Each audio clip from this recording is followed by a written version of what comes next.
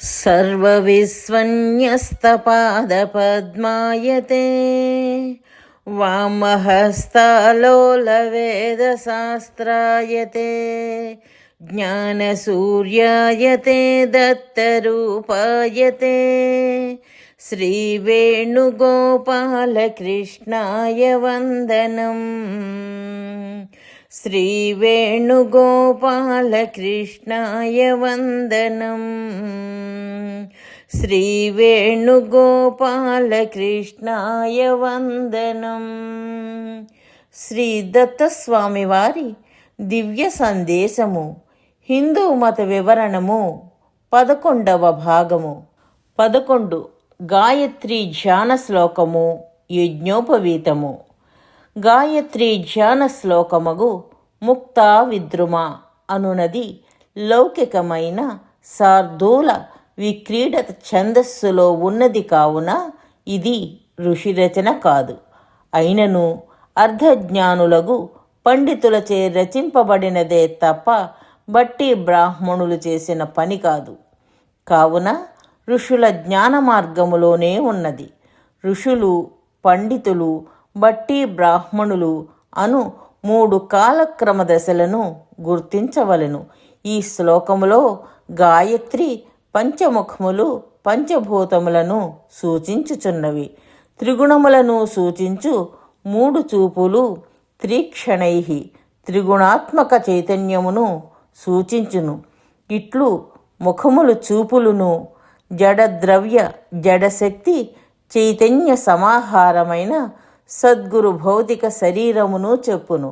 పంచభూతములలో ఆకాశము మరియు అగ్ని జడశక్తి, మిగిలిన 3 భూతములు ఘన ద్రవ వాయు రూపములలోనున్న జడద్రవ్యము. చంద్రరేఖ గల రత్న కిరీటము ఇందు నిబద్ధ మనోబుద్ధులను సూచించును. చంద్రుడు మనస్సును, జ్ఞానరత్నములు బుద్ధిని సూచించును. జ్ఞానవాక్యములు తత్వార్థ వర్ణాత్మికాం తత్వబోధను సూచించును. ఇంతవరకు భక్తియోగ సాధనమగు మనస్సు మరియు జ్ఞానయోగ సాధనమగు బుద్ధియు భావరూపమైన సేవను చెప్పును. చివరకు ఫలప్రదాయకమగు కర్మయోగ సాధనమైన క్రియారూప సేవను 10 చేతులను 10 ఇంద్రియముల గల శరీరము సూచించును. ఈ కర్మయోగమే వంట చేయుట, అగ్నికార్యము మొదలగు సేవలు.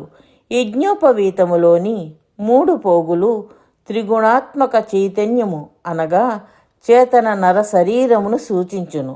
దైవ ప్రార్థనలో చేతితో యజ్ఞోపవీతమును పట్టుకొనుటలో అర్థము అనూహ్య పరబ్రహ్మమును నీవు చిక్కించుకొనలేవు. ఆ పరబ్రహ్మము నరశరీర ఉపాధిని ప్రవేశించి తాదాత్మ్యము చెందును. కావున అట్టి ఉపాధిని పట్టుకుని అర్చించుటచే అనూహ్య పరబ్రహ్మమును దాని ద్వారా చిక్కించుకున్నవాడవు అగుదువనియే.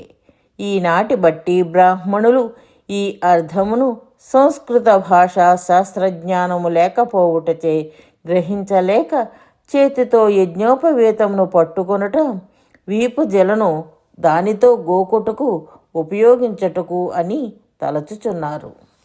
సూచన: ఆధ్యాత్మిక జ్ఞాన ప్రచారము చేయడము భగవంతుడికి అమితమైన ఆనందాన్ని కలిగిస్తుందని శ్రీకృష్ణ పరమాత్మ శ్రీమద్ భగవద్గీతలో చెప్పియున్నారు.